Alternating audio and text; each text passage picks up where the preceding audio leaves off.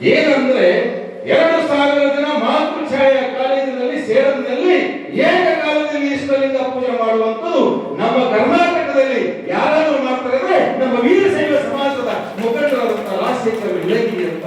ಇದು ಅಭಿಮಾನ. ಒಂದು ಸಣ್ಣ ವಯಸ್ಸಿನಲ್ಲಿ ಒಂದು ಸಮಾಜದ ಅಧ್ಯಕ್ಷರಾಗಿ ಇಂಥ ಕೆಲಸವನ್ನು ಮಾಡುವಂಥದ್ದು ಸೇರನ ನೆಲಕ್ಕೆ ವಿನ ಮತ್ಯಾವ ನೆಲಕ್ಕಿಲ್ಲ ಅಂತ ಅನ್ನುವಂಥದ್ದು.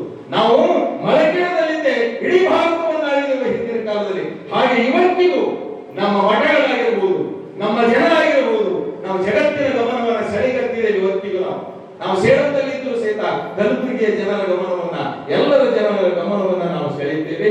ಇಂಥ ಸಂಸ್ಕೃತಿ ಉತ್ಸವಗಳು ಅಥವಾ ಜಾತ್ರೆಗಳು ಸಾಮಾಜಿಕ ಬದಲಾವಣೆ ಆಗ್ತವೆ ಇಂಥದ್ರಿಂದ.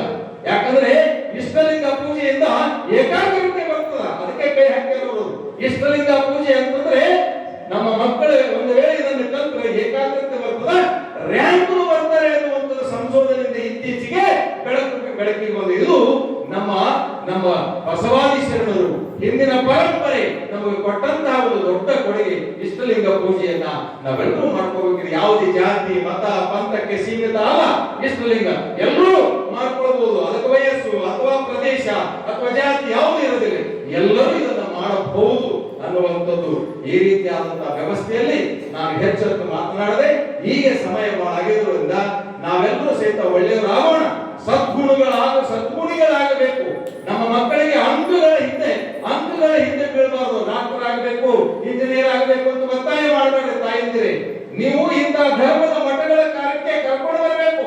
ಅವರಿಗೆ ಒಳ್ಳೆಯ ಸಂಸ್ಕಾರವನ್ನು ಕೊಡುವಂತಹ ಕೆಲಸ ನೀವು ಮಾಡಬೇಕು. ಇಲ್ಲಿ ಸಿಗುತ್ತದೆ ಸಂಸ್ಕಾರ, ಬೇರೆಲ್ಲಿ ಸಿಗೋದಿಲ್ಲ. ಇದು ಭಾರತದ ಪರಂಪರೆ, ನಮ್ಮ ಭವ್ಯ ಭಾರತ ಕನ್ನಡ ನಾಡಿನಲ್ಲಿ ಮಾತ್ರ ಇಂಥ ಸಂಸ್ಕೃತಿ ಸಿಗಲಿಕ್ಕೆ ಸಾಧ್ಯ ಇದೆ. ಇಂಥ ನೀವೆಲ್ಲರೂ ಸಹಿತ ಸುಸಂಸ್ಕೃತರಾಗಬೇಕು. ಹೇಳಿ ಕೇಳಿ ಮಳಕೇಡ ಅಂದ್ರೆ ಮಾನ್ಯರಿರುವಂತಹ ಊರಿದು. ಸಾಮಾನ್ಯ ಅಲ್ಲಿದು ಮಾನ್ಯರು, ಸುಸಂಸ್ಕೃತರು.